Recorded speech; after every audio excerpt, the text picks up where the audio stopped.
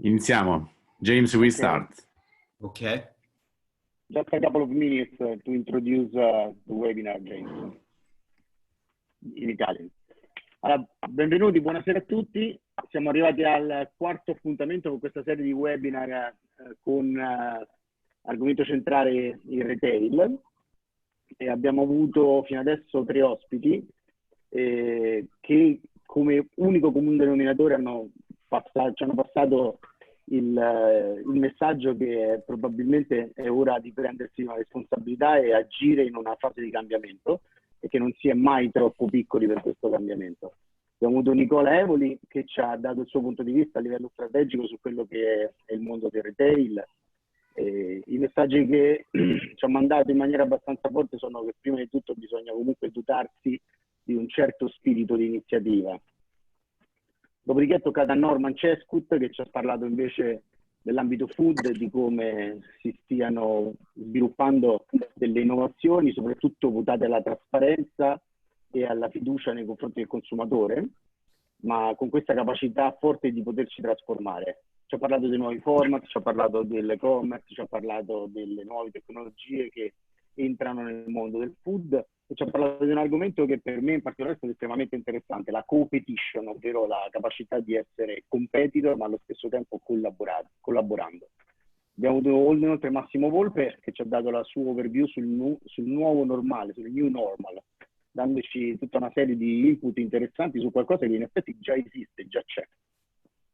Ci ha parlato di diversi argomenti e nonostante fossero argomenti che comunque, come gli altri testimonianze, quello di Nicola in particolare, quello oggi di James, arrivino da altre parti del mondo, però sono soluzioni, idee e spunti che comunque sono già applicati e che anche a detta di Massimo possono essere applicati in contesti anche più piccoli, come lui stesso ha testimoniato con degli esempi.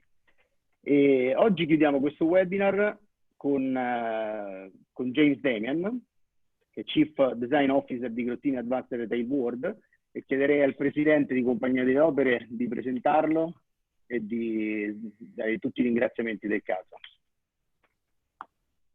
Grazie Valerio. Allora inizio da Valerio con i ringraziamenti perché è stato lui a portare avanti questa serie di seminari molto interessanti. Io ringrazio anche Nicola che vedo nel mio schermo proprio di fianco a James che ha dato il via a questa serie di chiacchierate, penso con molti spunti interessanti per tutti.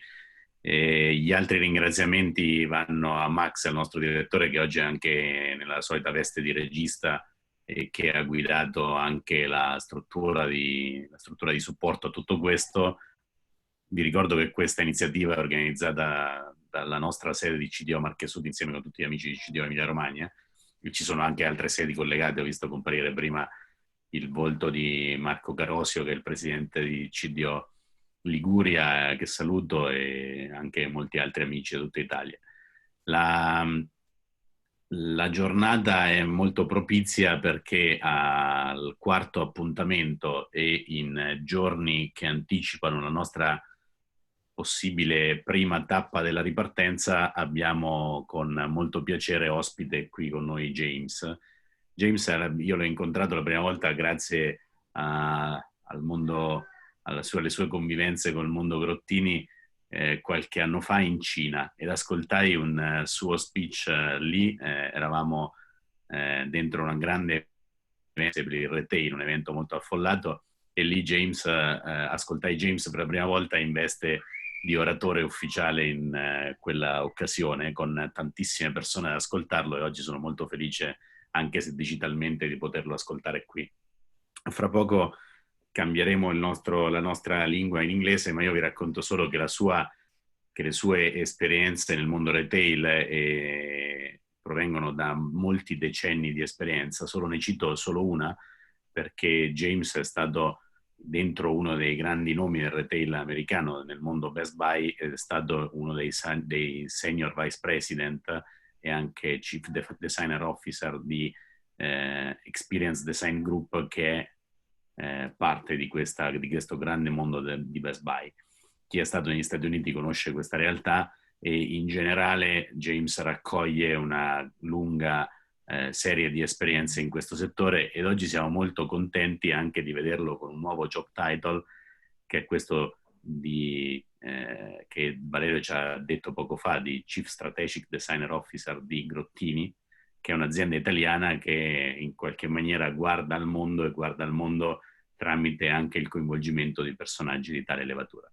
E con questo io ringrazio anche parecchio dello staff Grottini presente. Prima ho sentito parlare Francesco, c'era penso anche Francesca collegata, e quindi anche a loro va un ringraziamento per questa lungimiranza. E a James abbiamo chiesto di trattare un argomento molto complesso ma a noi molto caro, che è legato al perché oggi dobbiamo porci questo tema del cambiamento e quali sono le caratteristiche che stanno alla base poi di un modo di pensare che guardi al futuro e guardi a una certa capacità di cambiare. E nel far tutto questo ci siamo anche chiesti come la collaborazione tra persone all'interno delle imprese e tra piccole imprese che caratterizzano il nostro tessuto produttivo locale costituisce un elemento essenziale. James ci parla da Minneapolis e gli abbiamo raccontato proprio ieri in una chiacchierata di brief che oggi sarebbero state presenti qui aziende con 5 dipendenti o o aziende piccolissime, e io sono molto curioso anche di assistere a quali saranno poi le vostre reazioni. Come al solito la struttura è quella di una mezz'oretta di chiacchierata che James farà e poi di una interlocuzione con lui, e Valerio ha il compito di raccogliere queste domande e di moderare la seconda parte. Io farò altrettanto insieme con lui, e alla fine poi cercheremo anche di chiederci insieme con voi come proseguire questo percorso. Quindi adesso passiamo all'inglese, diamo la parola a James. Grazie a tutti di essere arrivati. James, thank you for being here with us, and we are very happy that you accepted our invitation, and I'm very curious to stay here with you for 1 hour, also answering the reaction of our companies or our small and medium enterprises. So thank you very much, and the floor is yours. Jason, thank you so much also from my side. Grazie, Valerio and Emanuele. Thank you so much for this invitation, and it is indeed an honor to have this time to share some thoughts about things that are very important to me that I've learned along the way. I won't go into the details of my background. I will say that I'll just share with you that my hometown is Philadelphia. I grew up in a time in Philadelphia where I was a student of history. My mother was a historian, and my father taught me the art of retail. My father was a haberdasher. So I, as a young boy, would go in and work with the Italian tailor in the back room, learning how to press garments, learning how to put cuffs on pants. And I had that retail gene in my body from my dear father. So since we're all gathered today around the future of retail, I want you to know that I was not only a student of it, I went to school for it after failing as a music major, but I did learn the art of conducting, and that is what has given me a leadership philosophy. And that philosophy is centered around the idea that we is greater than me.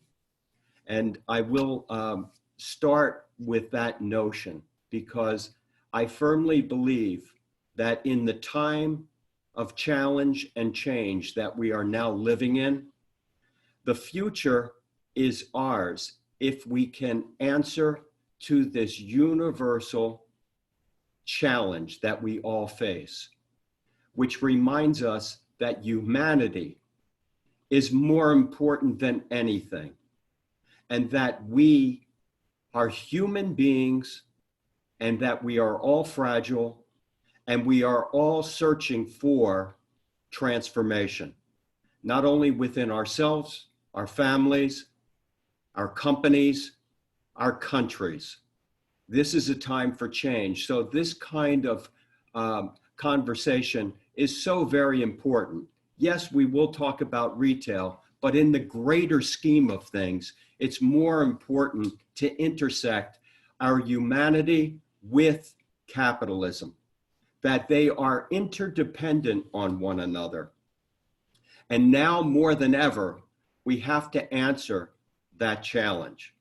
So the future of everything is upon us to be reminded of how we are all in this together.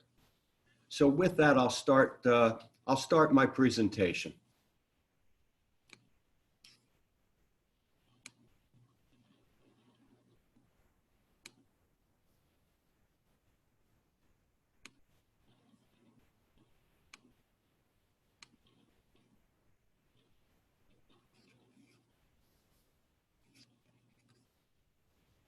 Bear with me. I'm challenged in a technology world here. I can help you, James. Huh? Can you? If you go to share screen. I already hit shared screen. Then you select your presentation.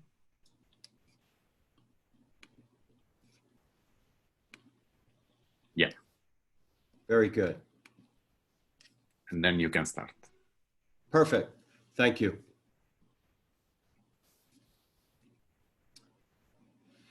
So hopefully everybody can see that. Is it a full screen? Yeah, perfect. Great. I want to start by sending out a special thank you to Grotini, specifically Francesco Grotini and Nicola Evoli. It is because of them and the friendship that we have birthed over these many years, well over 10 years now, that we have come to this place where we are working together in this space of cultural transformation. So I did mention earlier that this phrase is so very important for all of us in retail, to the entrepreneurs, to the employees, and to the customers. And that if you're in retail, you have to be reminded of why you're there in the first place. What is most important? And everything in retail has got to be centered around, first and foremost, the employee and the customer, because the employee is the precious interface to the customer. And empowering the employee to a greater purpose ensures that the customer experience will be at the highest level possible. And the role of the entrepreneur, the founder, the CEO, whomever it may be, is to serve them. It is no longer a top-down world. It is happening, and the results happening at the point of sale every day. So my proposal to you is that you first must understand your culture before you develop a strategy. And since I am a designer in retail, I have been and still am a student of a design thinking methodology. Let's start with transformation, since we're living in a world that requires all of us to transform ourselves to the new behaviors that the universe is calling. So the goal of transformation, which is the process of change, the goal is to transform culture through this design thinking method, which I will walk you through. The requirement, however, is for you in the audience to start first with yourself. You are all leaders. The majority of you are entrepreneurs that have started your own business. These are the things that make the world go round. And if it wasn't for the idea of the entrepreneur, we wouldn't see the kind of progress that has taken us to this place in time. So the requirement of every leader is that you must always be willing to change. because transformation cannot occur without the leader being willing to transform themselves. And we are human beings that are living through this iterative evolution of life. And transformation should always be present within us. So imagine this, in the words of Gandhi: you must be the change you wish to see in the world. We all need vision, a greater good. It is what motivates us. So, in the method that we work within Grotini, we start first with culture. Grotini was a company that started from an entrepreneur who had a vision. And from that, it has now gone through one generation of growth and is now being handed off to the next generation to perpetuate the life of the organization. So, what is culture? Culture is about people, their values, their behaviors, beliefs and attitudes, living above strategy in a place of higher purpose.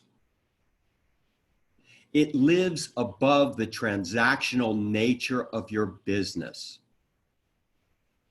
Higher purpose, my definition of it is this: striving to go beyond what we do, defining who we are, searching for something bigger than ourselves, seeking to understand the meaning of why we are all here. The design philosophy, all of these things are interdependent: culture, higher purpose, philosophy. And at Grotini, we believe in a humanistic culture that celebrates diversity. We create growth through our words, our methods, and our deeds. We serve our clients' needs through human-centric design. Why we work? We work to gain a higher standard of transformational leadership.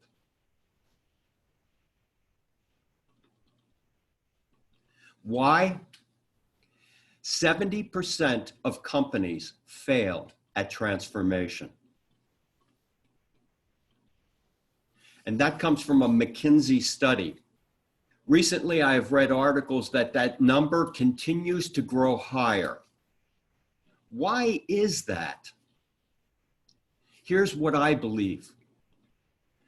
We lack a strong culture, or at least we haven't spent time understanding culture, because culture is about the people within our communities, our companies, and our countries. And through this lack of understanding, the company must change. Lack of a guiding philosophy and higher purpose is the key. So culture, change, purpose, and lack of communication of a powerful vision, lack of a board or a management alignment, and lack of employee belief.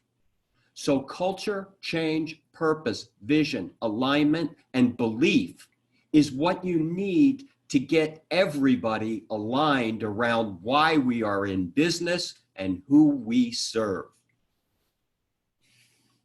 So here's how we've started our work at Grotini. We apply the design thinking method, which is a non-linear method of change.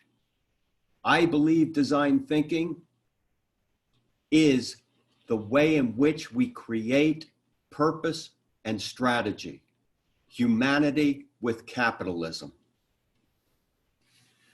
Design thinking is an iterative process seeking understanding empathetically. And without empathy, there can be no customer centricity. Challenging assumptions to define deeper problems.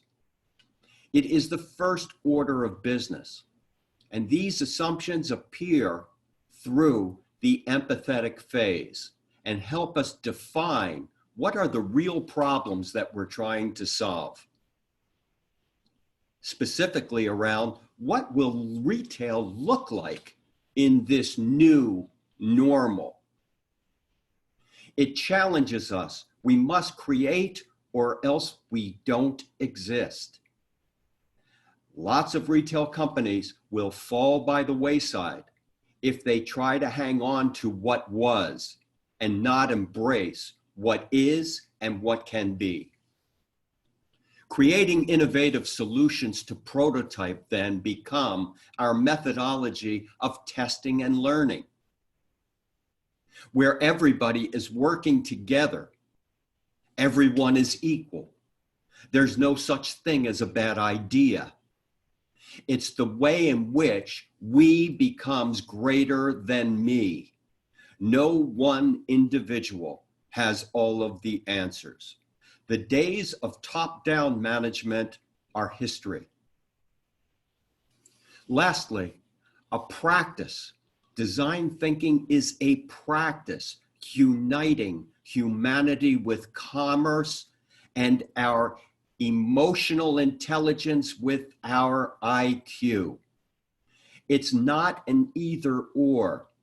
These are interdependent and they embrace the whole mind because we are all gifted with a creative hemisphere and a linear thinking, logical hemisphere. Here's our process in the way in which we go about the work. It's centered around three main pillars: discovery, concept, and our appetite for learning.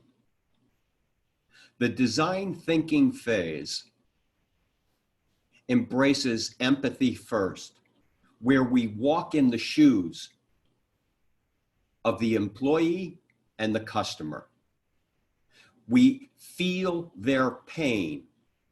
We understand what they like and what they don't like, and what they expect of us as retailers, entrepreneurs, CEOs, founders. What they expect of all of you for a compelling customer experience. And today, it's even harder. Why? Because we have this thing called the convenience of the internet. Convenience and a deep catalog lives online. Therefore, retailers have got to become tastemakers, curators, selecting the latest, greatest, offering new combinations of how things can serve the lifestyle of your customer. So that means it's more open, it's more experience-based, and it becomes more distinctive than just putting goods on racks and hoping that people will come in and buy. That's a transactional relationship. That lives online. It does not live in the physical world any longer. The physical world must be fun. It must be experience-based. It must be entertaining, because people need motivation to go to the places that they choose. And if you're going to be a player in this new world, you've got to start first with the notion of empowering your employees and thrilling your customers, or they're just not going to show up. That informs us. Empathy informs the define phase, where we can define the real problems that we're trying to solve. And this requires the entrepreneur or the leader to bring everybody together, to allow them to express their views, their ideas, and make them feel welcome in an open, creative atmosphere It is the role of the leader. And that's when all of our multidisciplinary and different perspectives come to bear to help solve these issues. From there, we get into creative sessions to brainstorm, to create inspiration boards for candidates to be prototyped, where we can test and verify and learn. Here's a little bit of, okay, so why is this method important? And how does it make money? Yes, we're all in business to make a profit, but the purpose of how we go about that is very important because we want sustainable growth. Design economics. Excuse me. In 2003, there was a study that was commissioned by the Harvard Business Review in the United States. And they looked at the Fortune 500 and they hired a company called Motive Strategies. Motive Strategies was to set the criteria to understand design-centric cultures in these companies. They had a thesis, a point of view that, a hypothesis that said design-centric companies are more profitable than others. And they came upon 75 companies that fit the criteria set. And as you can see, these are just 5, but they cross over all different kinds of industries. What you're not seeing is consumer packaged goods, like a P&G. Steel case furniture, a manufacturer of office furniture. And here, these 5 candidates from Starbucks, IBM, Apple, Coca-Cola, and Ford are also members of these 75 companies that practice design thinking as a strategy. But the reason IBM is at the center, we believe that is the point of origin, and I'll get into that a little bit later. So this is something that I put together when I was at Best Buy. When I came into Best Buy, it was all about piling goods on a floor, real transactional warehouse, big box retailing.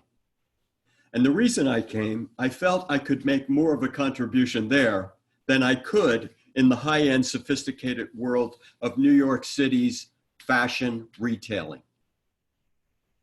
And I came with this philosophy that growth can only occur when you move from undifferentiated to a differentiated, or what I say is a distinctive value proposition.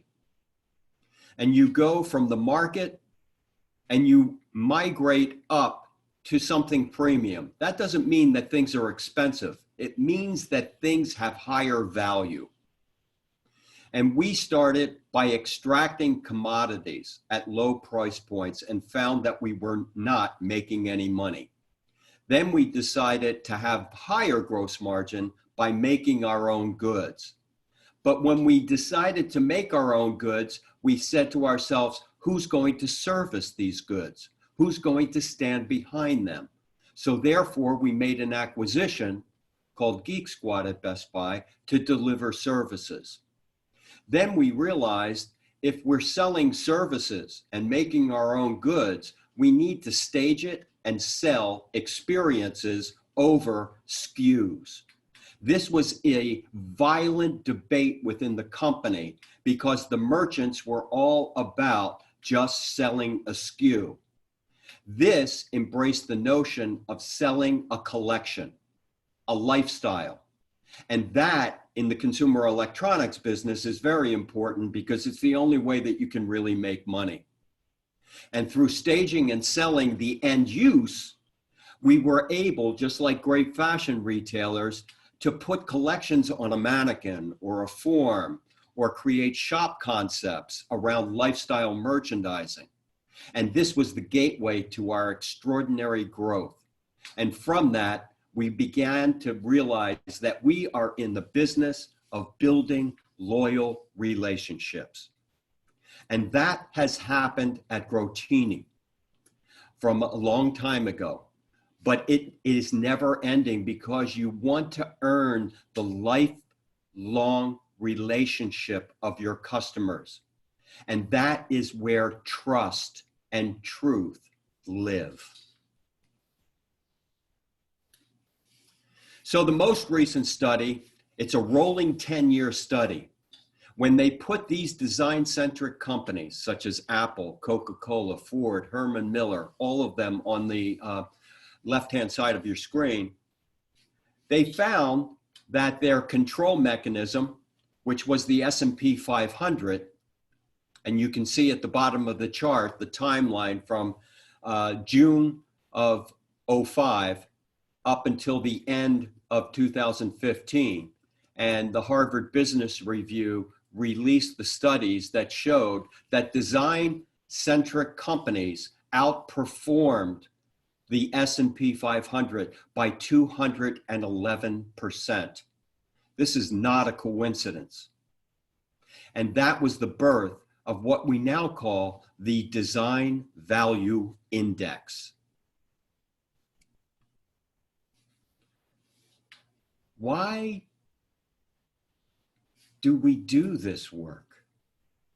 So why should we do this work?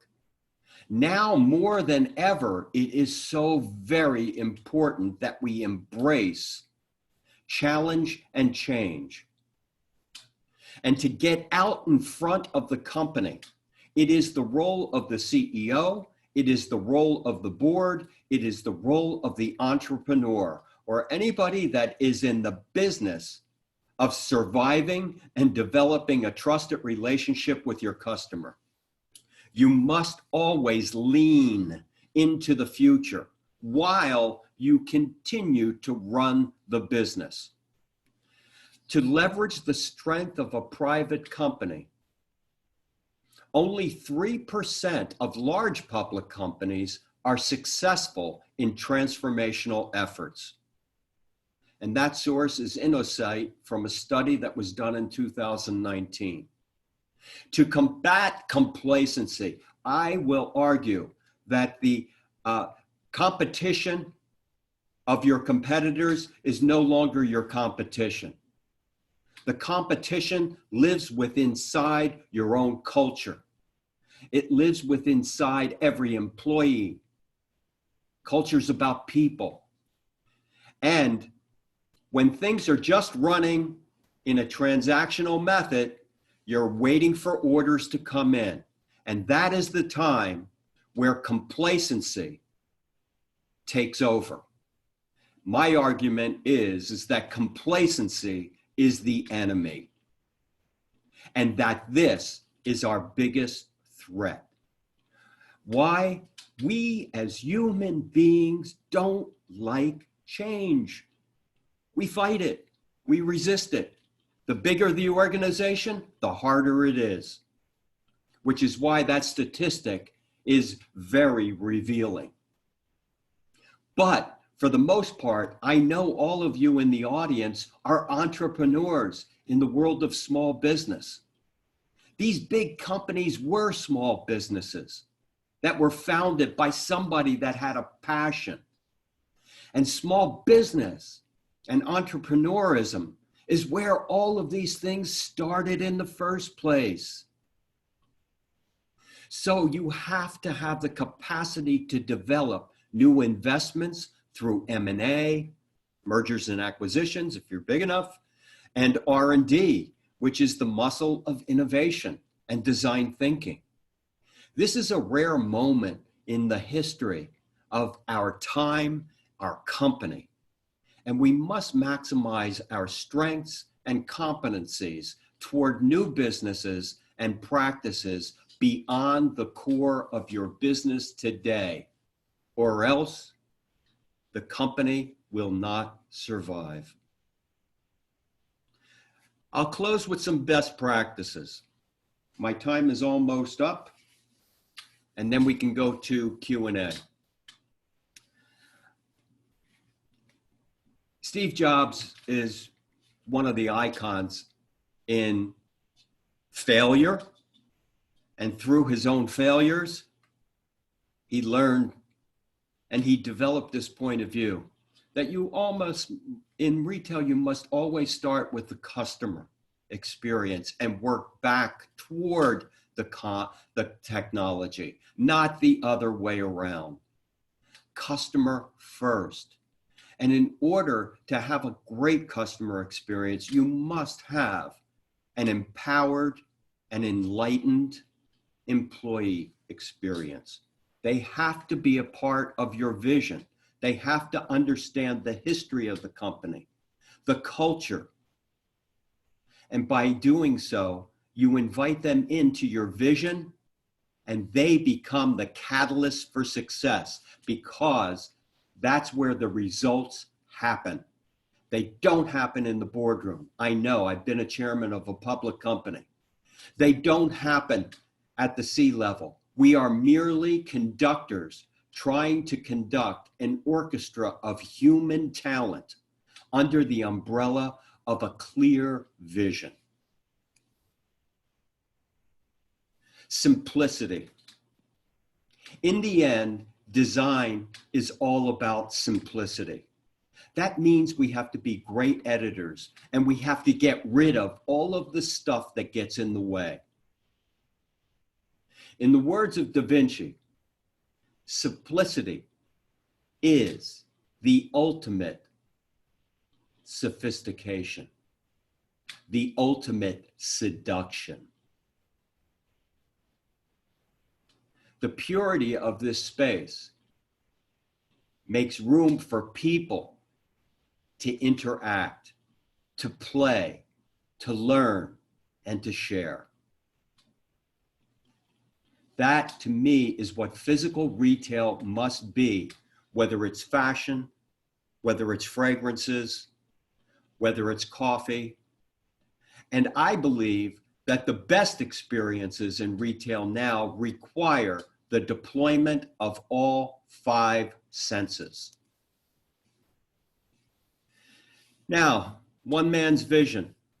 As of 2019, their market cap, their net sales, their brand value, and their net income surpassed every company on the planet through simplicity, elegance, functionality,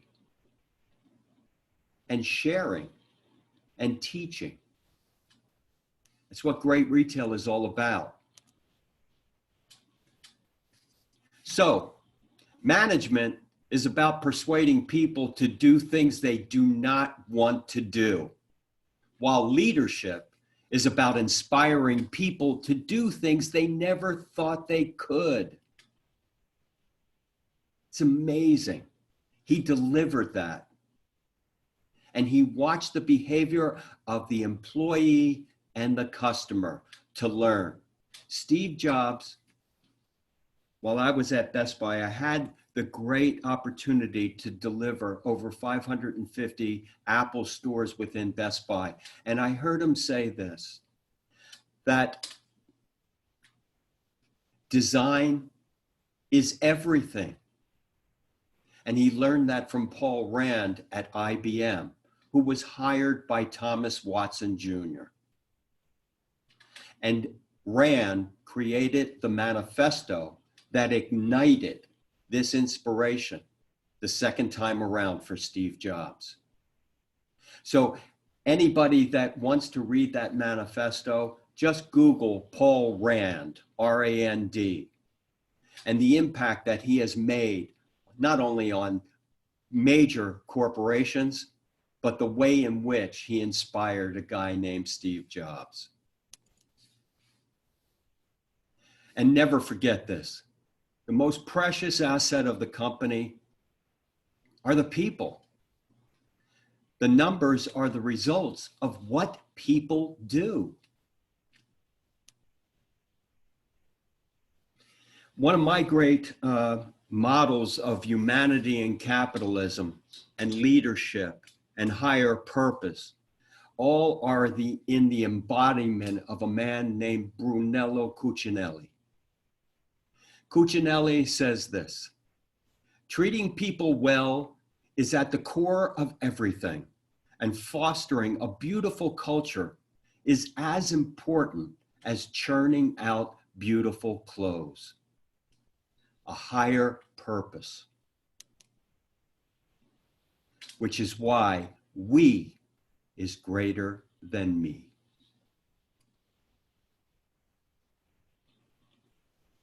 Thank you. And now I think we can open it up for questions. Emanuele, back to you. Thank you, James. I'm the only one. Thank you. It's always a pleasure to have this kind of discussion with you. So now we are impressed. James said, every time I remain impressed. That's the first time I hear you. So great. Thank you so much. Very inspiring. Oh, my pleasure. Thank you. James, I will be back in Italian to stimulate some questions, and Valerio will translate some of them. Some of these questions arrived just now, and I will ask for more. Allora, se volete domande in chat oppure microfono aperto e domande a James. Sì, facciamole direttamente il microfono aperto. Se volete farle col microfono aperto, meglio, in maniera tale che ci sia un minimo di condivisione e di interazione. Però se volete scriverle, fate altrettanto. Sto vedendo Giuseppe che sta scrivendo e abbiamo qualche altra domanda che intanto Valerio rigira a James sul mondo delle piccole e medie imprese. Valerio, vai tu con la prima. Yes, James, so we have a very first question for you. You know that we are living in a world where there are also many small companies, like in our area, for instance. So what can be the very first step for a small corporation, for a small company that understand that it's the time to make a change?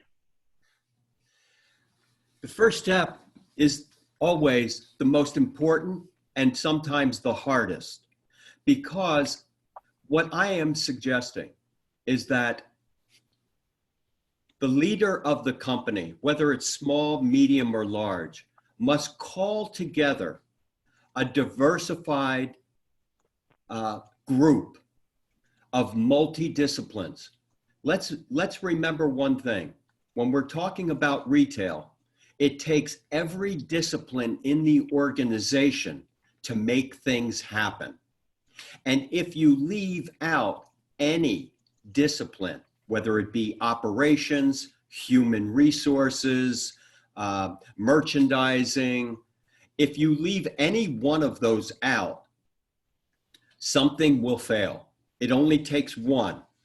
And when people are not invited to participate in this conversation of change, which is got to be owned by the leader of the company. It starts first with the leader. And the leader must say, from now on, we are going to operate in two different spheres at the same time. One is about running the business, and it's so very important that people continue to do what they do best by giving them the tools they need to be successful to operate and run the business. That is what I call the here and now, the present. But the leader has got to bring all of those disciplines together in a collaborative environment and start to ask the question, why are we here? Culture is about people. What is it about our culture that makes us unique in this world? That is the beginning of change. But again, it requires the leader to be the agent of change, to bring everybody together in that open debate. so that all points of view can be heard, because it will take all disciplines and multiple points of view to get at the key issues for growth and prosperity. So James, Thank you, we have a James. question from Manuele. Certainly, thank you. We have a question on the chat.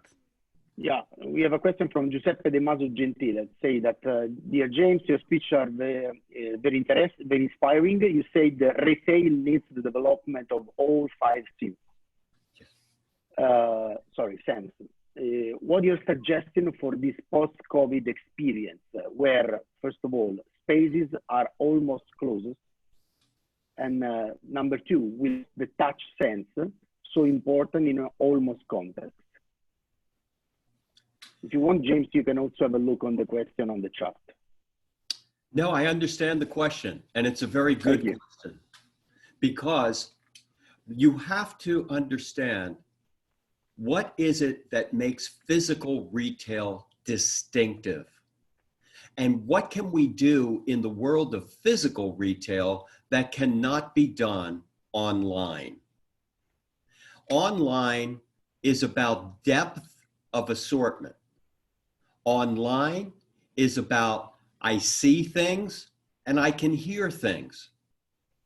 But online cannot deliver a beautiful sense of smell, or the aroma of an espresso, a cafe that you smell on the sidewalk that pulls you into the cafe.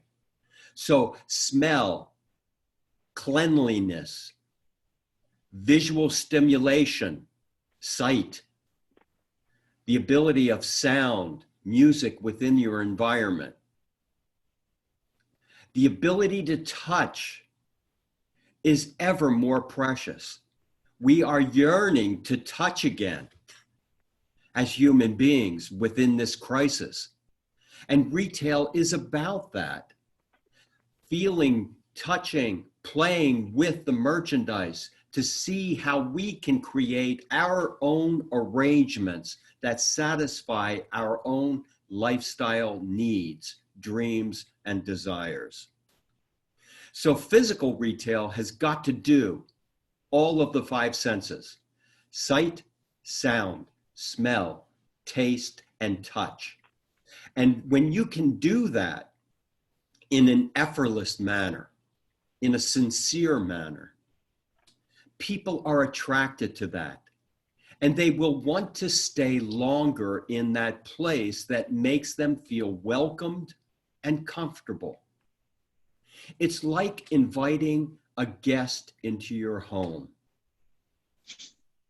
There has to be a great decompression zone, a welcoming, like a beautiful foyer, that invites you in to experience the environmental atmosphere, offering all of the elements that make people feel welcomed. Retail is about good manners. And we must practice good manners if we're going to be serving people in the public domain. I hope that answers the question. Many thanks, James. Very kind. Hey, James, yeah, you also explained that in the one of the most precious assets for the company are the people working in the company. So yeah, just consider our organization and how can we organize a process to be able to attract talents. Now there is a great need for us that can stay with us and help us on the changes. Very good question. Here's my my short answer. Entrepreneurs, leaders, founders of companies, small, medium, large, they cannot hoard information any longer. We live in an open, transparent communication platform. And if culture is defined and a philosophy is born. The responsibility of that vision, philosophy, and purpose, why we're in business in the first place, is on the shoulders of every leader in the organization to invite every employee into the dream. I have witnessed where the philosophy and the vision may exist, but it's only kept between the board and the C-level, and it is not shared all the way down to the line level. Everything must be flipped, because if you empower the employees and make them a part of the vision, they are the best asset in your company because they're the precious interface to the customer. And that's where results happen. And if they're not invited into the dream, they don't have a higher purpose. And they don't go to work thinking, I may be a salesperson on the selling floor, but I am selling dreams. I am not selling goods. I am not selling items. I am selling a need, and I am selling a dream. And that's where the results happen. They don't happen in the boardroom. The board and the CEOs and the founders are further away from the customer every day. So it has to be ground up. And the idea of empowering your employees will create a customer experience that is so compelling that they become your sales force. Think of customer as your sales force. Because anytime anybody has a good experience, and we all have been advocates of something that has excited us, a theme park, a restaurant, a theater. And when it's great, we tell 10 people at least, and then they tell other people. Our economy, universally, is over 1/3 based off of customer testimonials. That the age of influencing has always been present. Who do you go to in your neighborhood for, hey, have you read a good book lately? Have you seen a good movie? And that gets passed on. And that drives our economy. It creates the desire to read, to see, to play, to experience.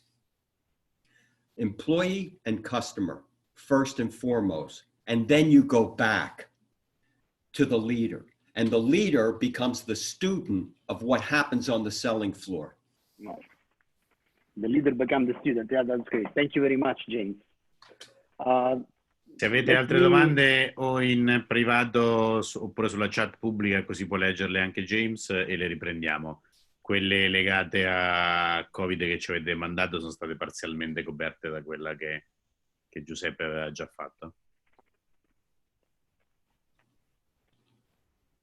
Non sembrerebbero essercene altre. Just a question, James. Hey, Marco. So, thinking about today, thinking about your concept of orchestra, one voice, no? How important is today the improvisation, and how important is the curiosity for go ahead with our work? Oh, man. Those two things, thank you for bringing that up. They are so very important.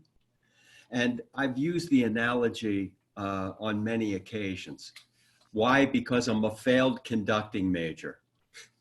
But the thing that I learned from my time as a student of conducting is that the conductor can't play all of the instruments. It's not possible. The conductor or the leader is there to make sure that there's harmony, that all of the instruments or all of the people can be their very best. And it is the leader's job to bring the genius that lives within all of us to become present. And in so doing, each player learns how to play together. And it's the conductor that keeps the cadence and the tempo so that everybody is in harmony. And that's when design thinking or innovation is the gateway to improvisation. And that's where we can call on specific talent to take the lead, to write their own voice into the dream, or use their instrument to create an improvisational riff that goes off, but is allowed to go off and is still held under the confines of great conducting.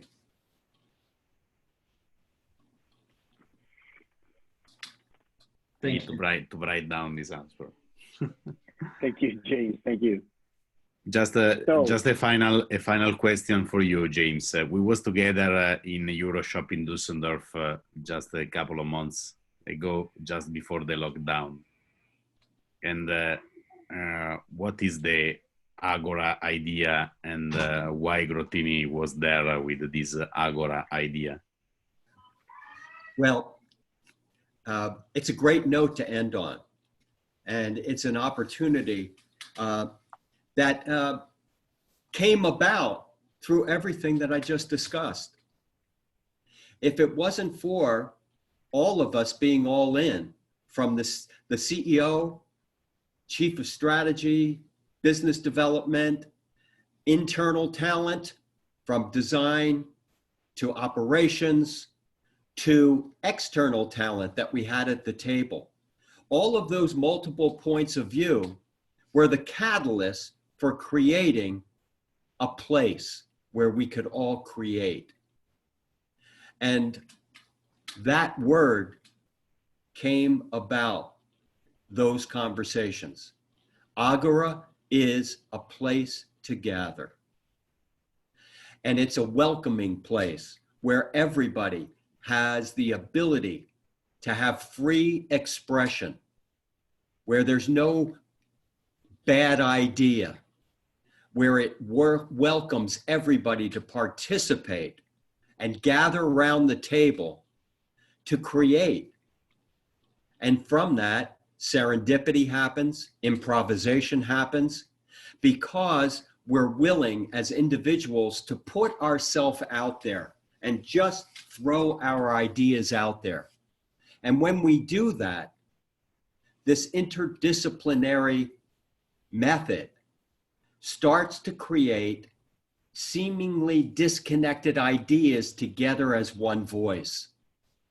We experienced that, and we stayed true to that process for the development of Euroshop. And we used Euroshop as a model to do work differently, to do it not from a top-down approach, but from an integrated approach.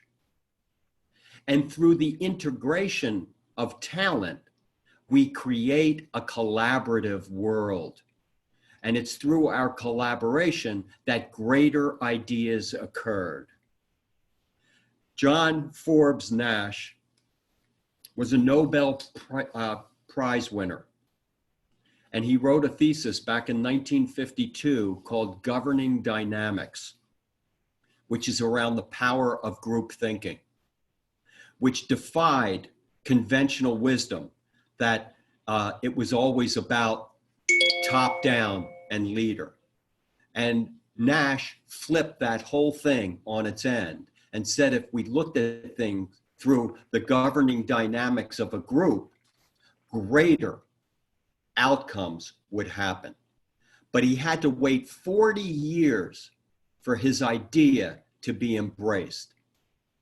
And that's why we, as individuals, as leaders, as mothers, fathers, brothers, sisters, must gather round the table It's a community place, and that's Agora. Thank you. Agora was the Bootsy Neuroshop of Grottini company that we introduced in the beginning. Valerio, I see a couple of questions that can be joined together from the chat. I think yes.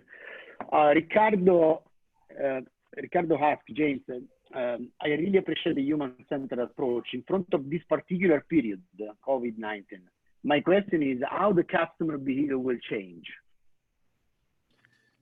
What was that last part? Customer behavior Yes. will change. How the customer behavior will change? Yeah, behavior will change. Okay. Well, even before COVID-19, the customer was the centerpiece of change. Why? Go back to the age of technology. It has empowered every individual on the planet with knowledge. And I believe that the customer is the center of everything. I believed it before this, and now maybe it takes a good crisis to wake up the world to understand that the customer was always the reason for us going into business in the first place. And an empowered employee base was the interface required to create a customer. And the role of design today is to watch the behaviors of change from users of technology to customers. Because watching the behavior is the role of design to create something that is new from these new behaviors. So I have often stated that the role of design is to design to the new behaviors. Why? Because the customer reserves the right to contradict themselves every day. Because change is happening all around us, and it's constant. And the more that we become students of behavioral science, capturing the data behind it, watching people use things together, is a gateway to coming up with valuable customer insights that inform us to respond to their activities. Nicola, I hope that answers it. If not, please let me know. Very clear. Yeah, thank you. We have a last one from Maurizio, Valerio. Yeah, what you would suggest to a retailer that in the next 8 months will have a reduction of 80% of the traffic in the store due to the COVID? Yes. Well, knowing that traffic is going down in one channel, you must emphasize the importance of another. So I would start first understanding what is the digital behavior of your customers. What brands do they love? Where do they get their information? What are the most valuable applications out there that people use? And how can I adapt my online experience to serve those needs, dreams, and desires online? So I believe that now is the time where we are informed by the communication that brings us together, which is online, just like we're having now. A video conference, tutorials, Q&As, sharing ideas openly and freely. Why? To make us better and to recreate what retail will become, not what it was. Oliver Wendell Holmes said this, and I keep it on my desk. And I think this is very applicable for what's happening with the pandemic that we're witnessing. One's mind, once stretched by a new idea, never regains its original dimensions. Oliver Wendell Holmes. What does that mean? That means the way things were are not going to be the way that things become. And we have to adapt. It's in our own humanity. We're adaptive. And it's time for creativity to have a front end seat at the table so that we bring together the two things that, you know, if I were to call myself one thing, I would say I am the right brain ambassador in the left brain world of business. And that imagination is paramount. And Einstein said that. Imagination is more important than knowledge. So we have to create new experiences, starting first from the digital experience and working its way back to the physical experience, because we do know that it's going to take time.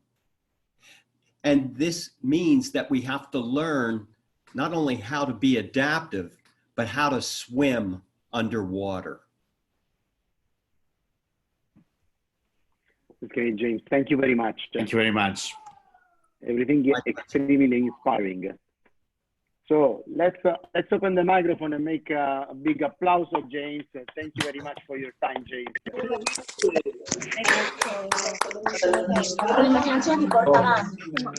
Ciao James. Grazie James. Un'ultima nota lato nostro. Cosa diceva? Think you can hear that these people like... O stai immediatamente dopo la frase, questa. Un'ultima nota lato nostro per tutti. Vi abbiamo lasciato nella chat un link perché vorremmo comprendere anche come continuare. Adesso ve lo ripeto, ve l'aveva già messo Max, che nel frattempo si prende cura di noi e delle nostre dirette. Un promemoria per tutti, compilatelo, poi vi arriverà anche via mail, ma ci interessa capire quali altri passi fare insieme rispetto al tema retail, anche per le piccole e medie imprese, e un po' l'avete visto oggi. In realtà, parlando del retail, parliamo forse della massima congiuntura tra tutte le arti in qualche maniera che dobbiamo allenare all'interno delle nostre imprese, e questo è un buon esercizio per qualsiasi imprenditore, quindi non penso sia un esercizio da limitare a tutto questo. Io ringrazio voi, ringrazio James, Valerio e tutta la truppa Grottini, e lascerei a James l'ultimo saluto e l'ultimo augurio. James, if you want to close with your wishes for the future, and then we say goodbye to everybody. Thank you very much, James. You have the microphone closed. Just switch on the microphone, James, because it's closed. There you go. How's that? Yeah, now it's fine. Excellent. Okay. My wish for everyone is to be the change that they wish for themselves, and that the individual is empowered with creativity.